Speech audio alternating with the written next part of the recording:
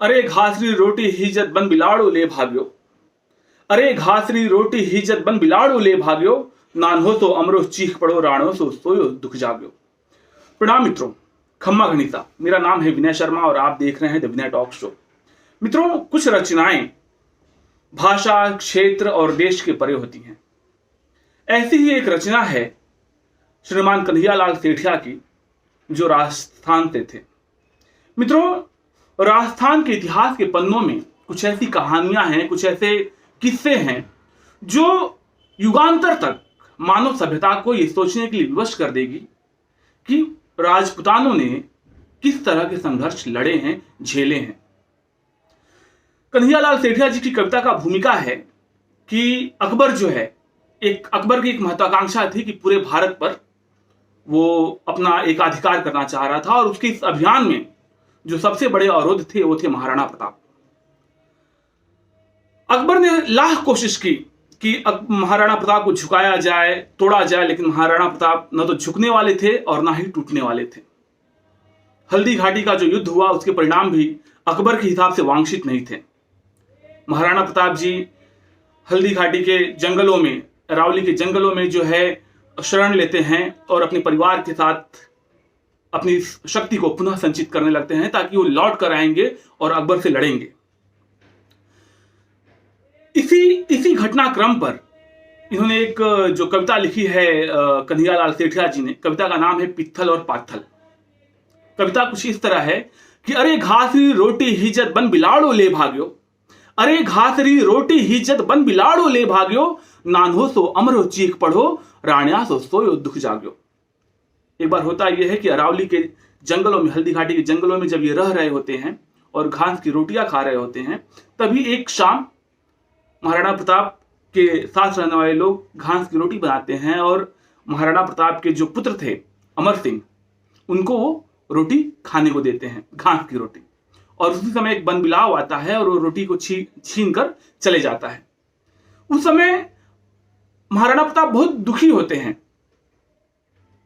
मित्रों, आप एक चीज याद रखिए, कोई भी पिता, कोई भी पुरुष दुनिया के हर सिद्धांतों को भूल जाता है और हर वसूलों को भूल जाता है जब उसके कर्तव्यों का ताप, उसके कर्तव्यों का आंच, उसके कर्मों का आंच उसके संतानों पर आने लगता है।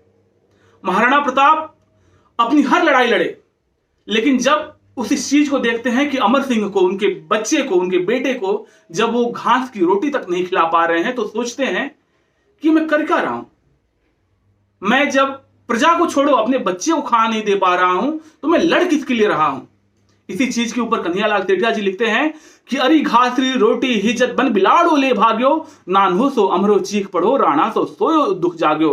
हूं लड़ो घणो, हूं लड़ो घनो, हूं सधो घणो, मेवाड़ी मान बचावे ने। हूं पास नहीं राखी रण में, बैरान दी रखत भावन में। कि मैं इतना लड़ा हूं, इतना लड़ता हूं, इतना सहता हूं मेवाड़ की आत्मसम्मान की रक्षा के लिए, अपने शत्रुओं की खून बहाने में कभी पीछे नहीं हटता हूं। लेकिन किस चीज के लिए? जद याद करूं हल्दी घाटी, नैना में रकत उतर आवे। जद याद करूं हल्दी घाटी, नैना में रकत उतर आवे। सुख दुख रो साथी चेतकड़ों, सूती सी हुक जगा जावे। जब मैं हल्दी घाटी के युद्ध को याद करता हूं तो मेरे आंखों में रक्त उतर आते हैं। तो महाराणा प्रताप कह रहे हैं, सुख दुख का साथी जो मेरा चेतक था, जो हल्दी घाटी के युद्ध में अपनी आहुति दे दिया, उसके बारे में कहते हैं कि जब याद करूं हल्दी घाटी, नैना में रकत उतर आवे। सुख दुख रो साथी चेतकड़ों, सूती सी हुक जगा जावे।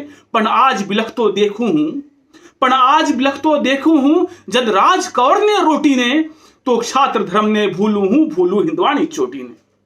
लेकिन आज जब मैं अपने बेटे को, अमर सिंह को, एक रोटी के लिए बिलखते हुए देखता हूं, तो मैं क्षत्रिय का धर्म नहीं भूला हूं, मैं छात्र धर्म नहीं भूला हूं। जब तो छात्र धर्म ने भूलू हूं, भूलू हिंदवानी चोटी ने। मैला में 56 भोग जका मनवार बिना करता कुनी। अमर सिंह, उनके पुत्र महलों में जब रहते थे, 56 भोग उनके साथ, उनके पास रहता था, उनके लिए रहता था। मैला में 56 भोग जका मनवार बिना करता कोणी। सुनेरी थाल्या में बजोट बिना धरता कोणी। ए हाय जका करता पगला फुलाली कौड़ी सेजा पर बेआज उड़े भूखा तितिया हिंदवाड़े सूरज राटाबर। आसोच हुई दो टूक तड़क राणारी भीम बजर छाती, हासोच हुई दो टूक तड़क राजारी भीम बजर छाती, आंखा में आंसू भर बोलिया लिखती अकबर नहीं पाती। महाराणा प्रताप टूट जाते हैं अपने बेटे को रोता हुआ देखकर और कहते हैं कि अगर मैं इस राजकुंवर को रोटी तक नहीं दे सकता हूं तो मैं सोच रहा हूं कि मैं आज ही जो हूं अकबर को एक संधि पत्र लिखूं और समर्पण कर दूं। सोचिए क्या क्या मनोदशा रही होगी उस समय महाराणा प्रताप की। अपने बेटे को बिलखता हुआ देखकर अपने सबसे बड़े प्रतिद्वंदी अकबर को पत्र लिखने की सोच लेते हैं। आगे कन्हैयालाल सेठिया जी लिखते हैं, पण लिखू क्या जब देखे हैं, पण लिखू क्या जब देखे हैं अरावल ऊंचो हियो लिया, चित्तौड़ खड़ा है मगरा में विकराल भूत सा लिया छिया। मैं झुकू किया है आन मने कुल राग के सरिया बानारी, मैं बुझू किया है शेष लपट आजादी रे परवानारी। पण फेर अमर री सुन बुस्क्या, पण फेर अमर री सुन बुस्क्या, राणा री हीरो भर आयो, मैं मानुस हूं दिल्ली तने सम्राट संदेशा कहवायो। महाराणा प्रताप अपने बेटे अमर सिंह की फिस्कियों को सुनकर संदेश भिजवाते हैं कि अकबर को संदेश भेजो कि मैं उसको दिल्ली का सम्राट मानता हूं। पत्र जाता है अकबर के पास। अकबर उस पत्र को खोलता है और पढ़ता है। माननीय कन्हैयालाल सेठिया जी लिखते हैं कि राणा रो कागज बाछियो, अकबर रो सपनो साचो। अकबर के अभियान का जो सबसे बड़ा अवरोध थे महाराणा प्रताप, उनका पत्र पढ़ के अकबर को विश्वास नहीं हो रहा था। राणा रो कागज बाछ भयो, अकबर रो सपनो साचो, पण नैन किया विश्वास नहीं, जद बाच बाच फिर से बाच्यो। कहे आज हिमालय पिघल गयो, कहे आज हिमालय पिघल गयो, कि आज यो सूरज शीतल, कहे आज तेस रो सिड़ो लियो, आसोच यो सम्राट बिकल। मित्रों, कन्हैयालाल सेठिया जी लिखते हैं कि जब अकबर ये संदेश को पढ़ता है तो उसे बहुत बहुत खुशी होती है। और उस समय अकबर के दरबार में एक नवरत्न थे जो उस समय बीकानेर राजघराने के कुंवर भी थे और एक प्रसिद्ध कवि भी थे जो डिंगल शैली में लिखा करते थे। उनका नाम था पृथ्वीराज सिंह। पृथ्वीराज सिंह जो है अकबर के साथ काम जरूर करते थे, लेकिन वो महाराणा प्रताप के बहुत बड़े प्रशंसक थे, देशभक्त थे। हुआ कुछ यूं कि जब कभी भी अकबर दरबार में अपनी बखान करता था कि मैं राजपूतों को झुका दिया हूं, तो पृथ्वीराज सिंह जी उससे एक बात कहते थे व्यंग्यात्मक शैली में कि मैं आपको तब मानूं कि आप राजपूतों को हरा चुके हो जब आप महाराणा प्रताप को झुका लो। और अकबर से वो हो नहीं रहा था। तो ऐसे में जब उसे पत्र मिलता है तो वो सोचता है कि इसे पढ़ाने के लिए सबसे सही व्यक्ति रहेगा पृथ्वीराज सिंह। तो तुरंत संदेशा भिजवाता है बीकानेर राजघराने को और वहां से पृथ्वीराज सिंह को बुलाया जाता है। उसी दृश्य का वर्णन करते हैं कन्हैयालाल सेठिया जी कि बस दूत इशारो पा भाजियो, पित्थड़ ने तुरंत बुलावण ने, पित्थल मतलब पृथ्वीराज सिंह की बात कर रहे हैं, बस दूत इशारो पा भाजियो, पित्थड़ ने तुरंत बुलावण ने, कृणारो पित्थड़ आप पुण्यो आसाचो भरम मिटावण ने। बीर बाकुड़े पित्थल ने, बीर बाकुड़े पित्थड़ ने, रजपूती गौरव भारी हो, वो छात्र धर्म रो नेमी हो, राणा रो प्रेम पुजारी हो। राणा से वो मतलब एक प्रेम करते थे पृथ्वीराज सिंह। बीर बांकुड़े पित्थड़ ने, रजपूती गौरव भारी हो, वो छात्र धर्म रो नेमी हो, राणा रो प्रेम पुजारी हो, बैरारे मन रो काटो हो, बिकाड़ू पूत खरारो हो, राठौण रणा में रातो हो, बसागी तेज दुधारो हो। वो एक दुधारी तलवार की तरह से थे। बैराड़े मन में काटो हो, बिकाड़ू पूत खरारो हो, राठौर रणा में रातो हो, बसागी तेज दुधारो हो। बात क्या जाने हो। ये बात अकबर को भी पता था, बादशाह को भी पता था कि पृथ्वीराज सिंह का शरीर मेरे साथ है, मेरे दरबार में है, लेकिन उसका मन जो है कहीं ना कहीं महाराणा प्रताप के चरणों में है। बात से जाने हो, घावा पर लून लगावन ने, तो इसके लिए उसके जख्मों पर नमक लगाने के लिए बात से जाने हो, घावा पर लून लगावन ने, पित्थल ने तुरंत बुलाया हो, राणा रिहार बचावन ने। राणा की उस आत्मसमर्पण को बचवाने के लिए, पढ़वाने के लिए वो तुरंत पित्थड़ को बुलाते हैं। मैं बाग लियो है पित्थड़ सुन, पिंजरे में जंगली शेर पकड़, ओ देख हाथ रो कागज हूं, फिर से तू किया अकड़, मर डूब चढ़ू भर पानी में। ताना मारता है पृथ्वीराज सिंह को अकबर। मर डूब चलू भर पानी में, बस झूठा गाड़ बचाओ रे, पण टूट गयो रो बीड़ा राणा रो, तू भाट बनो फिरवावे रे। मैं आज बादशाह धरती रू, मेवाड़ी पाग पगा में है। उस दुष्ट की, अकबर की नीचताई देखिए कि एक राजपूत के सामने ही वैसी नॉनसेंस बातें कर रहा था। वो कहता है कि मैं आज बादशाह धरती रो, मेवाड़ी पाग पगा में है, अब बता मैं किन रजवट ने रजपाती खून रगा में है।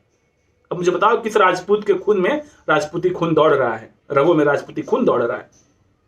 मैं आज बादशाह धरती रो, मेवाड़ी पाग पगा में है, अब बता मैंने किस रजवट रे रजपाती खून रगा में है। जब पित्थड़ कागज ले देखी, पृथ्वीराज सिंह ने उस कागज को लेकर देखा, जब पित्थड़ कागज ले देखी, राणारी सागी सेनानी, नीचे से धरती खसक गई, आंखों में भर आया पानी। मित्रों, कोई भी जब देशभक्त ऐसी किसी चीज को देखेगा तो उसे शौक लगेगा, सदमा लगेगा। जब पृथ्वीराज ने उस पत्र को देखा जिसमें महाराणा प्रताप आत्मसमर्पण की बात कर रहे थे और उसके ऊपर चित्तौड़ का राजमोहर भी लगा हुआ था, तो उन्हें बहुत आश्चर्य होता है, उनके पैरों से धरती खसक जाती है। उसी चीज को कन्हैयालाल सेठिया जी लिखते हैं कि जब पित्थड़ कागज ले देखी, राणारी सागी सेनानी, नीचे सी धरती खिसक गई, आंखों में भर आयो पानी, पण फेर कही तत्काल संभल। मित्रों, जब संकट आता है तो जो धीर पुरुष होते हैं वो तुरंत संभल जाते हैं। पण फेर कही तत्काल संभल, आ बात सफाई झूठी है, राणारी पाग सदा ऊंची, राणारी आन अटूटी है। वो कहते हैं कि महाराज, ये जो पत्र है, मुझे इस पत्र पर संदेह है, क्योंकि ये मैं महाराणा को जानता हूं और ये हैंडराइटिंग मैच नहीं हो रही है, तो मुझे इस पत्र पर संदेह है कि ये महाराणा ने आपको भेजा होगा। तो राणा बोलते हैं, फिर अकबर बोलता है कि फिर क्या करें फिर। तो पृथ्वीराज सिंह यानी कि पित्थड़ अकबर को एक सुझाव देते हैं कि क्यों ना मैं एक दूसरा पत्र लिखकर महाराणा प्रताप से कंफर्म कर लूं कि आपने सत्य में ये कोई पत्र भेजा हुआ है। अकबर अपने हंकार में चूर वो इस चीज की अनुमति दे देता है, जबकि मुझे लगता है कि उसके हिसाब से इतिहास की सबसे बड़ी गलती यही थी, अहंकार। लो हुक्म हुए तो लिख पूछू, राणा रे कागज रे खातर, ले पूछ भलाई पित्थड़ तू, वो बात सही बोल ले अकबर। अकबर ने पित्थड़ को यानी कि पृथ्वीराज सिंह को यह आदेश दिया कि ठीक है, तुम पत्र लिखकर इस पत्र का सत्यापन कर लो। मुझे लगता है मित्रों कि जब जब देश की राजनीति या देश की सत्ता गड़बड़ाई है तो कवियों ने ही उसको आगे आकर संभाला है। और उस समय अगर पृथ्वीराज सिंह ने यानी पित्थड़ ने वो पत्र नहीं लिखा होता तो आज शायद राजस्थान का इतिहास कुछ और होता, राजस्थान नहीं पूरे देश का इतिहास कुछ और होता। पित्थड़ का वह पत्र जो महाराणा प्रताप के पास पहुंचता है, तो आगे का किस्सा देखिए। कन्हैयालाल सेठिया लिखते हैं कि स्यालार मैं आज तो नहीं है ना हरियो, पत्र लिखकर महाराणा प्रताप को भेज रहे हैं कौन, पित्थड़। मैं आज सुनी है ना हरियो, स्यालाले सागे सावेलो, मैं आज सुनी है सूरजड़ो, बादड़री ओटा खेवा ले लो, मैं आज सुनी है चातगड़ो, धरती रो पानी पीवे लो, मैं आज सुनी है हाथीड़ो, कुकुरनी जुड़ा जीवे लो। अर्थात कि मैं सुना हूं आज कि ये जो शेर हैं वो सियारों के साथ रहेंगे। मैं सुना हूं कि जो चमकता हुआ सूर्य था वो हमेशा हमेशा के लिए बादलों के ओट में छिप जाएगा। मैं सुन रहा हूं कि जो चातक पक्षी है जो कि हमेशा आकाश का पानी या वर्षा का पानी पीता है, धरती पर गिरा हुआ पानी नहीं पीता है, पड़ा हुआ पानी नहीं पीता है, वो अब धरती का पानी पिएगा। और मैं सुन रहा हूं कि अब एक हाथी, एक मदमस्त हाथी अब कुत्तों की जिंदगी जीने वाला है। मैं आज सुनी है थका कसम, अब राण हुए ली रजपूती। मैं आज सुनी है थका कसम, अब राण हुएली रजपूती, मैं आज सुनी है म्याना में तलवार रवेली अब सूती। तुम्हारो हिड़ो कापे हैं, मुछियारी मोड़ी मरड़ गई, पिथड़ ने लिख भेजियो आ बात कुठे तक गिना सही। पिथड़ कहते हैं कि मैं सुन रहा हूं कि ये जो राजपूतियां हैं, जो राजपुतानी औरतें हैं, वो राजपूतों के रहते हुए विधवा हो गई, और मैं सुन रहा हूं कि अब राजपूतों की तलवारें जो हैं वो म्यानों में हमेशा हमेशा के लिए सो जाएंगी। राणा, ये बात मैं क्या सुन रहा हूं, इसका मुझे सत्यापन करके दो। पत्र भेजा जाता है, महाराणा प्रताप के पास आता है, दिन बदल गया रहता है। महाराणा प्रताप उस पत्र को पढ़ते हैं। मित्रों, एक चीज मैं आपसे कहना चाहूंगा, कोई भी निर्णय आप किसी आवेश में आकर मत लीजिए, चाहे क्रोध, चाहे प्रेम, चाहे ग्लानि, चाहे क्षोभ, किसी भी आवेश में आकर आप कोई निर्णय मत लीजिए। मुझे लगता है महाराणा प्रताप ने उस भाव में, उस इमोशंस में आकर जो पत्र लिखे थे वो उनका एक तरह से गलत निर्णय था, जिसे होने से पहले ही पृथ्वीराज सिंह ने संभाल लिया। ठीक है, पत्र आगे बढ़ता है, महाराणा प्रताप के पास आता है। महाराणा प्रताप उस पत्र को पढ़ते हैं और फिर उस दृश्य को कन्हैयालाल सेठिया जी अपने शब्दों में उतारते हैं कि पिथड़ला आखर पढ़ता ही, पिथड़रा आखर पढ़ता ही, राणारी आंखियां लाल हुई, धिकार मने मैं कायर हूं, नाहर एक दकाल हुई। पिथड़ के पत्र को पढ़ते ही जो दृश्य होता है उसे कन्हैयालाल सेठिया जी बताते हैं कि पिथड़रा आखर पढ़ता ही, राणारी अखियां लाल हुई, धिकार मने मैं कायर हूं, नाहर एक दकाल हुई। मैं भूख मरूं हूं प्यास मरूं, मेवाड़ धरा आजाद रवे, हूं घरों उजाड़ों में भटकू, पर मन में मारी याद रहे। मैं भूखा मरूं, प्यासा मरूं या जंगलों में भटकते रहूं, लेकिन मैं ये इंश्योर करूंगा कि जब तक जिंदा हूं मेवाड़ की धरती स्वतंत्र रहेगी। हूं रजपूतन रो जायो हूं, रजपूती करज चुकाऊंला, हूं रजपूतन रो जायो हूं, रजपूती करज चुकाऊला, वो शीश पड़े पर पाग नहीं, धरती रो मान झुकाऊंगा। राजपूतों का जाया हुआ हूं, मैं मर जाऊंगा, मेरी शीश कट जाएगी, लेकिन जो मेरा पगड़ी है वो कभी दिल्ली दरबार में सलामी नहीं देगा, दिल्ली दरबार के सामने झुकेगा नहीं। पिथड़ के खिमता बादल री, जो रोके सूरज उगाड़ी ने। पिथड़ सुन, किसी बादल की औकात नहीं है कि उगते हुए सूरज को रोक सके। पिथड़ के खिमता बादल री, जो रोके सूरज उगाड़ी ने, सिंधारी हाथर सहलेवे, बाकूख मिली कत्याली ने। धरती रो पानी पीवे इसी, चातकड़ी चोत बनी कोनी, कुकुरु जूना जीवे इसी, हाथी री बात सुने कोनी। कुत्तों के साथ कभी हाथी रहा, ये बात किसने सुना है? आ हाथों में तलवार थका, कुन राण करे है रजपूती। जब तक इस हाथों में तलवार है, राजपूतियों को विधवा कौन बनाएगा?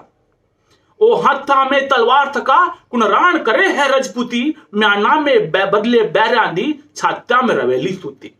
ये तलवार म्यानों में सोने वाली नहीं है, ये शत्रुओं के, दुश्मनों के सीनों में सोने वाली है, उनकी छातियों में सोने वाली तलवार है।